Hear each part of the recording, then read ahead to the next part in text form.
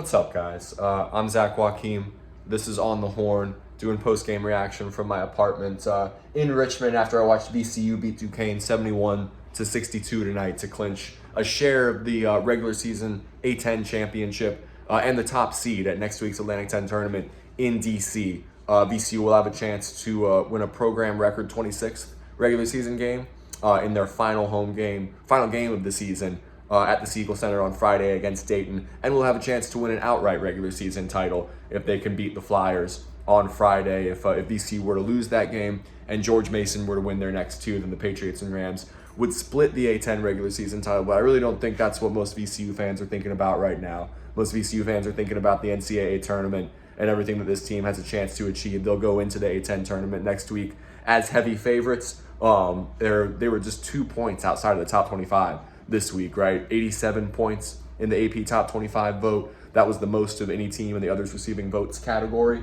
VCU hasn't been ranked since November of 2019, and they were just 2 points off Mississippi State at number 25. So I think if the Rams can take down Dayton on Friday, they'll have a really good chance to be nationally ranked on Monday and heading into the A10 tournament. But let's talk about tonight's game. There's a few points to touch on here. It was physical. It was rugged. A lot of foul calls. That second half got choppy. Although Duquesne, after there were 5 ties and 3 lead changes in the first half, Duquesne never led in the second half. Max Shulga, a game-high 22 points.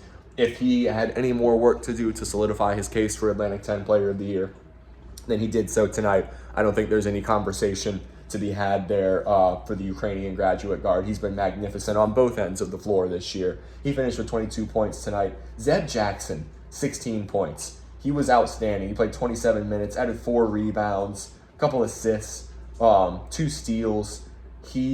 After Philip Russell picked up some foul trouble and an injury, which we'll get to in a second, which is the big negative coming away from this game for VCU. But Philip Russell, some early foul trouble. Zeb Jackson stepped up big time, especially in that second half. Joe Bamisiel, also 12 points. He's been struggling from outside lately, 0 of 2 from 3, but was really effective when he attacked the cup tonight. Ended up 5 of 10 from the floor, so 5 of 8 from inside the arc. Added a couple rebounds and a steal. Jack Clark, 7 points and a career-high 14 rebounds. I've been talking all season about Jack Clark rebounding, man. I love watching that dude box out and attack the glass. Really underappreciated aspect of his game, and it showed up big time for VCU tonight. That's a new career high with 14 rebounds for him. Far and away the team leader on the glass tonight. And let's go into the play-by-play a little bit, because this is a back-and-forth game for a little bit here, right? VCU started to get separation late in that first half. So right before the under 4 stoppage, it's 30-24 VCU after Jack Clark finished off glass after Michael Bell came up with a Duquesne turnover, had a really nice advance pass. Michael Bell played some good minutes tonight. Brandon Jennings played some good minutes tonight. The bench contributed for VCU. That made it 30-24 Rams with 3:30 to go in the first half. And then a Clark rebound, wonderful advance pass to Joe Bamisiel. Bamisiel finished off glass. That made it 34-26 VCU. Capped a 10-2 run. That was their largest lead at the time with 1:50 to go in the first half. And Duquesne never really got back into it. They cut it to 5 on a couple occasions in the second half. Credit to Drew Joyce and his Dukes, because they fought back tonight and clawed in that second half to try and stay in the game, but never got back really close to tying it or leading again. There was a scary moment late in that first half when Kareem Rozier dove over the scores table. Rodney Ashby and Robbie Robinson were talking about that in the postgame. I think it was right around where they were sitting, and Rozier dove over the table. Credit to him for the hustle. Went down, stayed down for a little bit, but was helped up by medical staff and had his right shoulder taped up and came back into the game in the second half. So he was okay. It's 37-29 VCU at halftime, right? And then coming out of the halftime break, it looked like the Rams are going to run away with things and make this easy. Shulga catch and shoot tray at the top of the key off a Philip Russell assist for 40-29. That was the first possession of the second half. That was VCU's largest lead to that point. And it ballooned to 45-31 after a Luke Bamboye offensive rebound and putback. That forced a timeout from Drew Joyce. That was VCU's largest lead to that point at 14. And then Maximus freaking Edwards. Tip of the cap to Maximus Edwards, because he was outstanding in that second half. He had a little personal, what was this? An 11-1, 11-2 run. Yeah, so it's 45-31, 11-1 run from Maximus Edwards. Ended up cutting it to 46-42 He hit 3 threes during that sequence. It was Duquesne's first threes of the game, and they only ended up with 4. VCU had 8, so outside shooting was a big part of VCU being able to separate in this game. Duquesne could really never get going from outside of Maximus Edwards, who ended up with 20 points. So Edwards hits a catch-and-shoot 3 in the right corner, fouled by Zeb Jackson, missed the free throw, but that cut it to 46-42.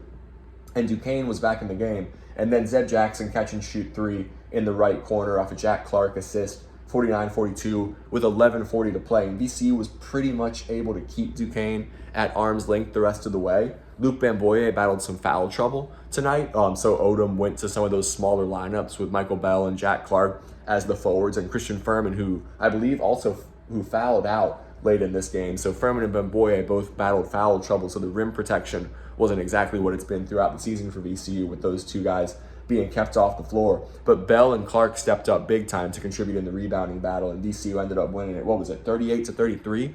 After they were getting out-rebounded at halftime against a big, physical Duquesne team. So I thought that was impressive with their effort on the glass holistically when you're with your two bigs in foul trouble for much of the game. And yeah, I'm looking at the sequencing here. Zeb Jackson was huge in that second half. Another moment, though, that we should touch on, 8:20 to go. It's 52-47 VCU. So like I said, Duquesne fought back in this game, cut it to 5 on a few occasions in that second half.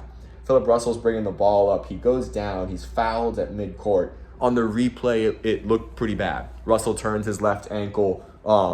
If you played basketball, if you follow basketball, you know what those bad ankle turns look like. And Phil limped off, and he had to be helped off, and he was back to the locker room and did not return. Let me pull up the quote from Ryan Odom, who addressed that after the game. But Phil didn't return. That'll certainly be a concern for VCU going into Friday in the A10 tournament. Philip Russell, obviously a key piece for this team, was worrying when he got into foul trouble early, right? Because I think early foul trouble for Phil has been a big part of VCU's undoing in its 5 losses this year. I particularly remember in Charleston, in the losses to Seton Hall in Nevada, Phil picked up some early fouls, and that really hurt VCU. Odom was asked about Russell's injury after the game, and he said, "Don't know yet, we'll see." He was ruled out. Say a prayer that he's okay, and we'll see where it goes. Which doesn't sound great, obviously. Phil was being attended to by Jay Wall and VCU's medical staff, Odom added.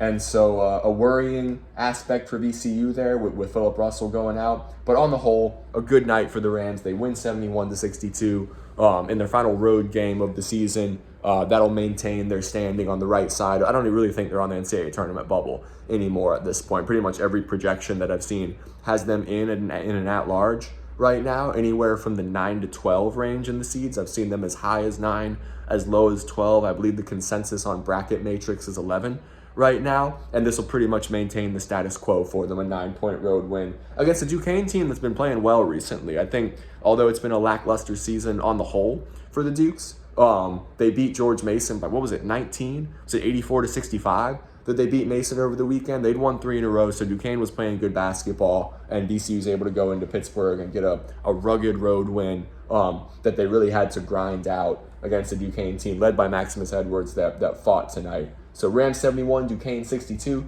VCU clinches a share of the A10 regular season title. They'll be back in action Friday at the Siegel Center against Dayton. That game is sold out. And I think we might see some nets cut down after that game, regardless of the result, because VCU will be A10 regular season champions either way. But if they can beat the Flyers, they'll win it outright, and they'll have tons of momentum going into the A10 tournament. VCU's won 9 in a row. Looks like they're going to be in the NCAA tournament field as an at-large, and they'll be the heavy favorites heading into the A10 tournament next week in DC.